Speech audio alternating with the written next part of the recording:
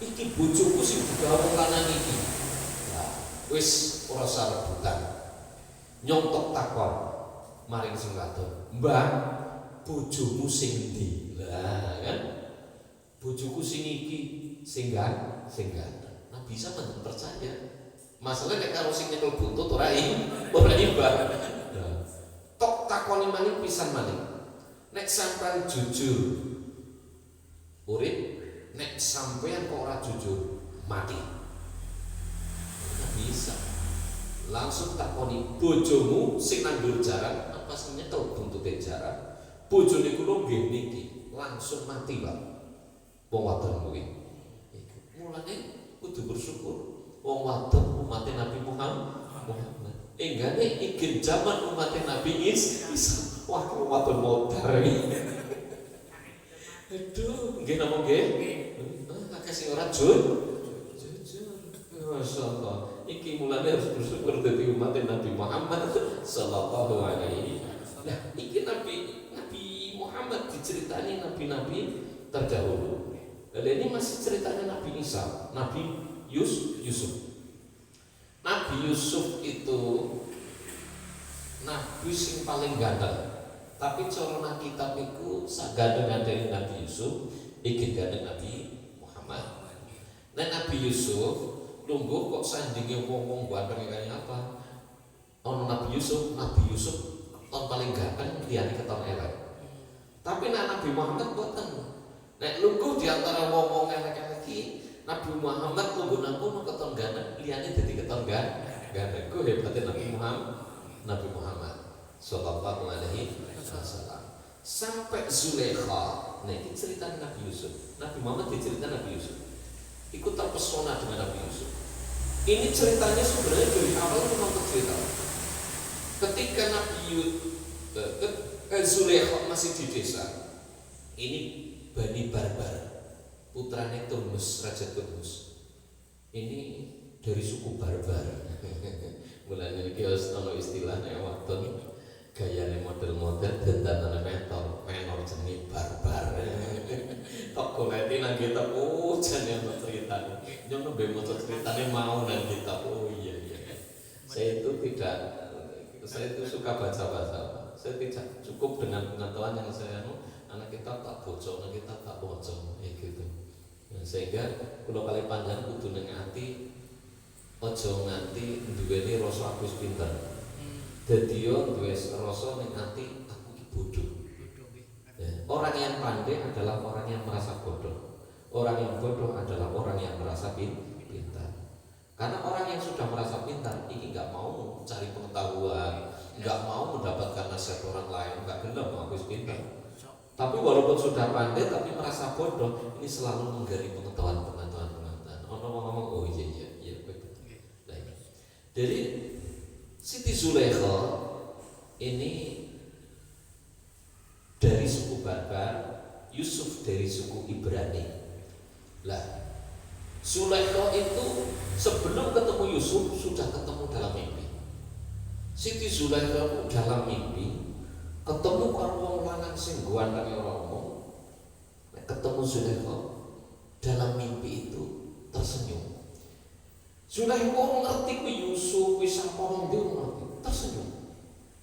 Ketika bangun tidur, Zulaikha salah tingkah.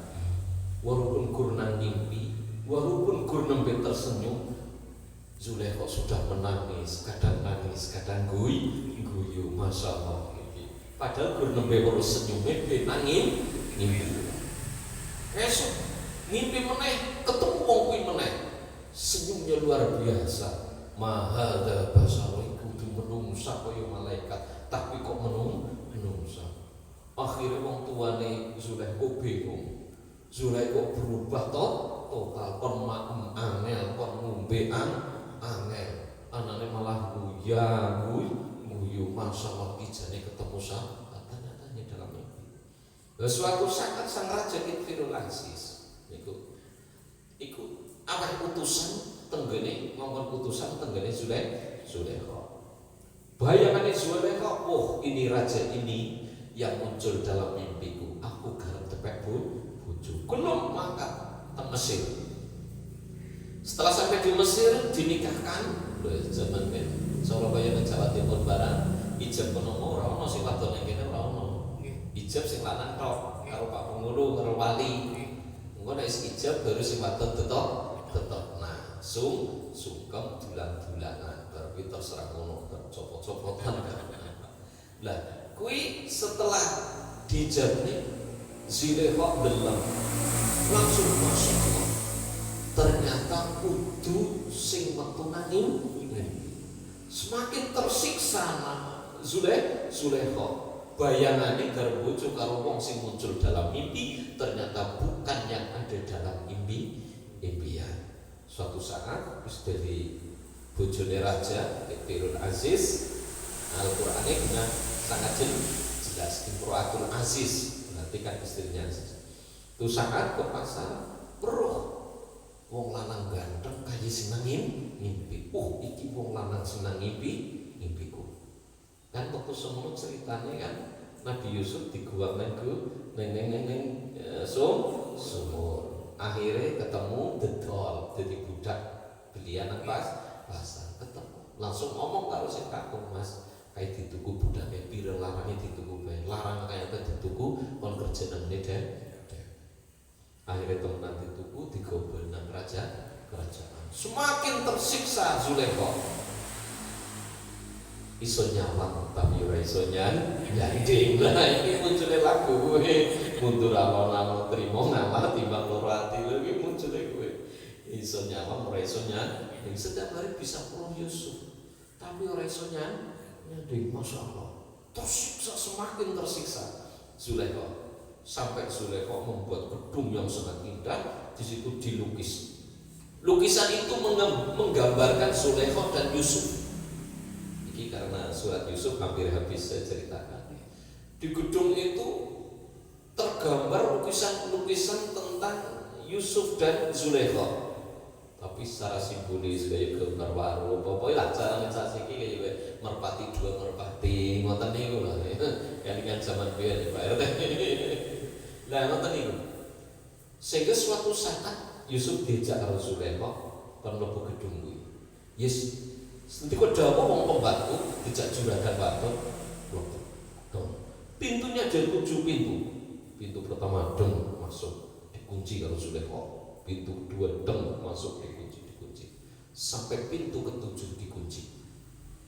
Setelah dikunci, Zulekha ngejak perkara sing ora bener. Aslinya ketika itu Yusuf sudah tergoda. Waqad hammat bih wa hamma biha. Zulekha sudah jatuh cinta ke Yusuf. Yusuf pun sudah tertarik pada Zulekha.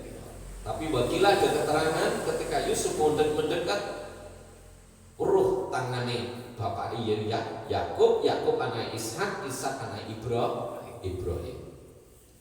Keton tangane Yakub bapaknya kayak aja. Bagilah ada keterangan itu dibisiki karo Jibril aja Yusuf. Kuwi krana nabi diraksa karo malaikat kan. Nek kula paling panjenengan paling teko kene jubahan putih kaya malaikat. Aja dicedheki. Kudu konmu haram. Tapi kene gelut, kene setan. Jubahan wiro ana sumune matane abang. Eman-eman hubungan. Akhirnya wong manungsa biasa tawassut khairul umur ausatuha, ambil tengah-tengah. Pol-poling lirik kan ya kowe manungsa biasa. Nabi boten jaga karo Gusti Allah. Jangan. Akhirnya Nabi Yusuf melayu budal 7 pintu yang sudah dikunci rapat karo gembok yang paling terbaik dilalah kaya ora dikunci, dilalah copot kabeh. Ikilah artinya apa? Kita bisa ambil kesimpulan dari cerita ini. Sekuat-kuatnya setan menggoda, ketika kuno kalimatnya ada kemauan kuat untuk menghindar, pasti bisa menghindar, pasti dikasih jalan oleh Allah. Anaknya orang kan godaan setan ya gila gini apa akhirnya bisa lah neng harapannya sonokit Fir'aun Aziz kemenangan singka aku Zulekha membela diri akhirnya Yusuf digawakan ning penjara. Yusuf doa Gusti Allah, ya Allah buktikan kalau saya itu tidak salah. Di situ ada anak kecil. Wakil ada keterangan 3 tahun bisa ngomong. Kidfirul Aziz delengan. Ono ayat tapi sampean orang ngerti. Delengan klambine Yusuf. Nek bedak ngarep berarti Yusuf sing salah, nek suwek nang buri berarti Yusuf bener, Zulaikha sing salah. Ternyata sing bedak buri berarti Yusuf bener, Zulaikha sing narik, Zulaikha sing salah. Tapi Yusuf mikir, aku lebih baik di penjara. Wis ora apa-apa aku di penjara demi namanya juraganku resik. Inilah pengorbanan Nabi Yusuf. Ora apa-apa aku di penjara, penting juraganku namanya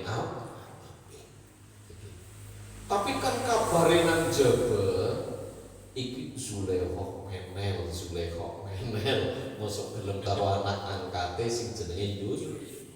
Zulaikha panas. Akhirnya tundang kabeh wong wadon semesir diwehi apel utawa pelem sing di situ hanya diterangkan buah yang dikupas karo besok. Setelah disiap nih Yusuf kon metu.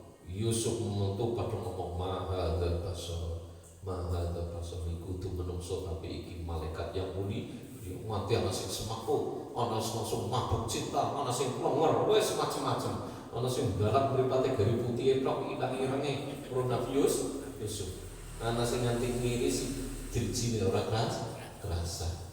Nabi langsung Zulaikha ngomong, "Ya, dodone kok padha kaya kowe. Denyong awan bengi nyandek kon kuat kepriwe lae." Zulaikha pinter niki.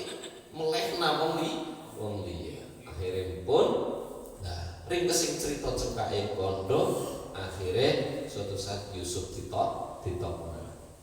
Nganti tahunan iki gara-gara sing dikongkon Yusuf iki kelalen. Kon ngomong karo Kidfirul Aziz bahwa nang jero ana wong di penjara ora salah.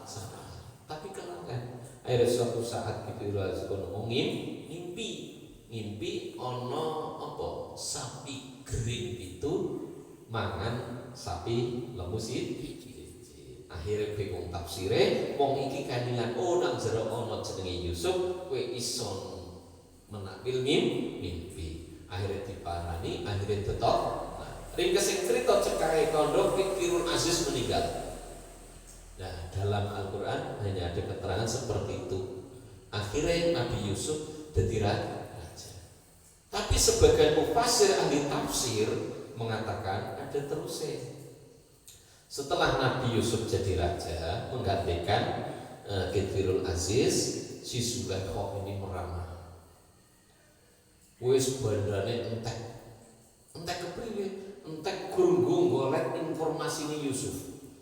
Ono wong ngono apa cerita? Yusuf lagi madang, duwe duit. Yusuf lagi ngomong, pokok krungu Yusuf senenge romo, nanti duite entek mobil. Nganti mripate setengah cerita bakila ada keterangan mripate nganti buta mergo nangis awan bengi nangisi yang terkasih yang tercinta Yusuf tapi ora kesampaian. Akhirnya Zulaikha ke masjid nang pinggir gili yang mana gili kuwi sing biasa nggo lipat Yusuf. Nang kono nganti masjid nanti ndonga. Di situlah Zulaikha mendapatkan hidayah sehingga mengikuti agamanya Ibrahim, Ishak dan Yakub dan Yusuf mendapatkan hidayah. Sehingga doanya Zulaikha ini diterima oleh Allah Subhanahu wa Ta'ala. Ketika Yusuf tiba, Yusuf krungu dongane Zulaikha. Kayak sapa dongane wong tuwa, krungu dongane wong tuwa kok kaya digawa kerajaan langsung. Karo punggawane digawa kerajaan. Yusuf ora nolak.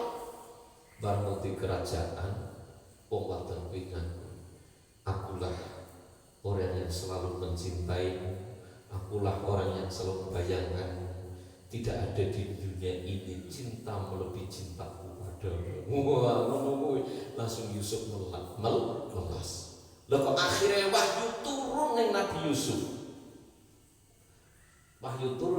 Yusuf. Kon ijab Zulaikha. Ijab Nabi mergo wahyu turun. ya panjenengan sangen-angene dhewe jojok-jojok kok. Lah iki setelah dijawab bahagianya Zulaikha luar biasa. Sehingga Zulaikha nangati matur, ya Allah, ketika aku mati-matian mengejar Yusuf yang kucintai, dia malah lari dariku. Tapi ketika aku benar-benar mencintaimu, ya Allah, kau datangkan Yusuf untukku. Bisa kita ambil kesimpulan, kalau kali banyak selalu terlalu mengejar urusan duniawi malah melayu. Tapi kalau kali banyak nyedek nang Gusti Allah, ora pati arep poso, teko dhewe. Ya karo ana sing digolet tapi ora pati rekas. Ngene mboten? Iya. Paham mboten? Paham nggih? Lah, akhirnya tak ringkes meneh, ceritanya panjang. Cerita ana telung dina telung bengi ora ono. Nek tak critakno cah nono seneng banget ngene iki. Lah akhirnya suatu saat Nabi Yusuf sudah merasakan maut akan menjemput. Akhirnya Nabi Yusuf meninggal dunia, dikubur. Zulaikha pol susah di atas pusara Yusuf nangis luar biasa. Wes ya Allah, separuh jiwaku telah hilang. Garwo sigarane coba yang Jawa meneh, Jawa koplak iki. Kudu sigarane nyawa tapi siji sigar siji dawa. Jawa koplak. Jawa sing bener iki mau garwo sigarane nyawa. Nek jenengan bojone sakit jenengan sakit. Bojone susah jenengan krasa susah. Bojone bahagia jenengan krasa bahagia. Iki jenenge garwa temenan. Sigarane nyawa. Mino mboten? Sakit malah orang krasa, bojone susah jangan orang krasa. Ini perlu dipertanyakan, ini perlu dipertanyakan. Zulaikha akhirnya nangis di atas pusara Yusuf, jangan nangis luar biasa. Akhirnya kok Gusti Allah mendet nyawane Zulaikha di atas kuburannya Yusuf, sehingga menjadi simbol kebahagiaan, sehingga muncul doa pengantin, Allahumma alif bainahuma kama Allah baina Adam wa Hawa, Allahumma alif bainahuma kama Allah baina Ibrahim wa Sarah. Ibrahim wa Sarah atau terangnya suwe banget ini. Allahumma alif bainahuma kama Allah baina Yusuf wa Zulaikha. Allahumma alif bainahuma kama Allah baina Muhammadin sallallahu alaihi wasallam wa Khadijatul Kubra. Kenapa Khadijatul Kubra? Orang Aisyah, orang Zainab. Nggih mboten? Bojone padahal 11. Lah ini udah cerita-cerita luar biasa. Jadi, ya Allah, satukanlah pengantin berdua seperti kau satukan Adam dan Hawa. Ya Allah, kau satukan pengantin berdua seperti kau satukan Ibrahim dan Sarah. Ya Allah, kau satukan mereka berdua, pengantin berdua seperti kau satukan Yusuf dan Zulaikha. Biar aku bingung kok Yusuf Zulaikha kok akhirnya bojo, ternyata bojo temenan gitu. Berarti dungane Zulaikha dikabulkan. Mulane ketika ketika kita lebih memilih urusan akhirat, Allah akan mendekatkan semuanya. Bismillahirrahmanirrahim. Ciptane Nabi Ibrahim. Besok mas lagi kita hubungan dengan Nabi Ibrahim. Kok Sarah itu bojo pertama, bojo kedua Siti Hajar. Kok alih baina rumah kamalah tabena Ibrahim Basarah Rahat Hajar. Krono mang Siti Hajar iki ditinggal nang padang pasir nang tandus nang gersang nama Mekah. Karo Ismail anak cilik. Kenapa dikasih nama Ismail? Artinya Ismail semoga Allah telah mendengarkan. Ismail artinya Allah telah mendengar. Krono Nabi Ibrahim itu mungkin menjeruk putra orang diwe putra usia 90 tahun, wakilah ada keterangan 89, ada keterangan 90, dan Siti Sarah umur sekian lebih tambah putra. Ismail dikasih nama Ismail artinya sudah ditinggal nang padang nang tandus nang gersang, ditinggal nomor bojo tuwa ya bisa sabar. Cinta mungkin bisa lebih ke istri muda, tapi kasih sayang mesti mengistri itu dua. Mulane orang usah niat bojo loro. Loh, ini cikal bakal Bani Israel dan Palestina loh Pak. Ora sanggumun Palestina dibombardir oleh Israel, perang wakur meneh perang meneh. Israel itu siapa? Itu Ishak, Nabi Ishak, Israel. Dan keturunannya anaknya ini disebutkan Bani Israel, keturunan daripada Ishak. Dari istri tuanya Nabi Ibrahim. Ini muncullah akhirnya Bani Israel. Dan dari Siti Hajar muncul akhirnya terakhir tekan Nabi Muhammad sallallahu alaihi. Nabi Muhammad berarti jalur dari Siti Hajar, ya Bani Israel itu turun dari Siti Sarah. Inilah muncul dari Palestina, ini dari Israel. Wis denas nang Al-Qur'an ora bakalan orang sampai lu susah. Lu koyo bahaya ya melas-melas dongane nek ora usah melu perang menang. Sampai terkeluar lewat tenaga dan anak orang kampung enggak, malah repoti wedi tok ora tau kaya ngene. Dikira kembang api jane bom kan nggih. Lah iku. Dadi sama ceritane. Nek ningali niki jane pas karo Siti Hajar. Tapi Allah sedang membuat cerita. Kita juga tidak boleh benci dengan saudaranya Yusuf sing nakal. Karena Allah sedang membuat cerita. Dan cerita itu tidak hanya gedu-gedu rasa, pasti nanti di dunia ini akan muncul yang seperti itu. Kita muncul semuanya. Itu. Lah, Nabi Ibrahim meninggalkan Nabi Ismail dan Siti Hajar di padang tandus dan gersang. Di situ sedang membuat sejarah. Air Zam-Zam munculnya dari kakinya Ismail, dari bawah kakinya Ismail. Ceritanya sa'i berjalan antara Sofa dan Marwah, Sofa dan Marwah, Sofa dan Marwah, Sofa dan Marwah. Ini adalah perjalanannya Siti Hajar mencari air. Wis ono sejarah ya. Mbok Mekah ora ditanduri apa-apa, kabeh nggih napa mboten? Lho iya, ben kula kali panjenengan teng mriku nggih dong ping 4 lho kan. Pas rame banget, panase pol maning. Iya kaya baik Allahumma amin. Itu. Jadi barokah, barokah. Bismillahirrahmanirrahim. Amba'il ghaibi nuhihi. Paring wahyu sapa ingsun ilaika maring sira Muhammad, maksud ing cerita ilaika maring sira Muhammad, wa ma kunta ora ana sapa sira ladhe ana ngersane ana di zamannya sedulur Yusuf, lada ikhwati Yusuf, maksudnya ana ngarepe sedulur Yusuf. Tak ceritane Nabi Yusuf krana wektu semono sampean ora nakon. Sampean tak ceritane perjuangane Bung Karno mergo sampean ora hidup sezaman Bung Karno. Sampean tak ceritane Soeharto mergo sampean ora hidup sezaman Soeharto. Sampean tak ceritane Wali Songo mergo sampean ora hidup sezaman Wali Songo. Inilah perjuangane Wali Songo, inilah perjuangane Soekarno. Umpamane ngoten niku lho. Nabi Muhammad saja diwehi cerita tentang nabi-nabi terdahulu. Nabi Nuh ngene iki, Kan'an ngene iki, Nabi Isa ngene iki, Musa ngene iki. Itu lho Muhammad. Mulane Muhammad Paul sabar. Nabi-nabi terdahulu mboten-mboten niku. Nabi Musa kesuk karo umat sengaja mlayu gendu berkaro engko nang Nabi Musa iku ora ngerti. Nek engko segara tok gebuk malih dalan ton iku ngerti, Pak. Tapi yakin oleh Gusti Allah lain.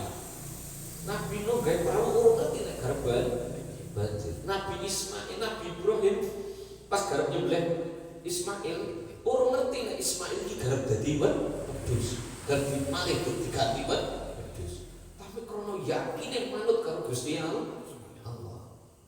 Pokok nek manut pasti hasilnya apik. Musa manut layu-layu gebuk segara.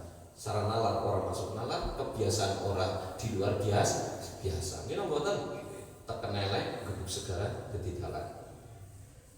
Nabi Nuh gawe perahu dilalak, banjire gur metu tekan serobonge pembuat roti wis masuk nalar. Ketika Allah berkehendak, Nabi Ismail dari ngesetok Nabi Ibrahim mau kok nyembelih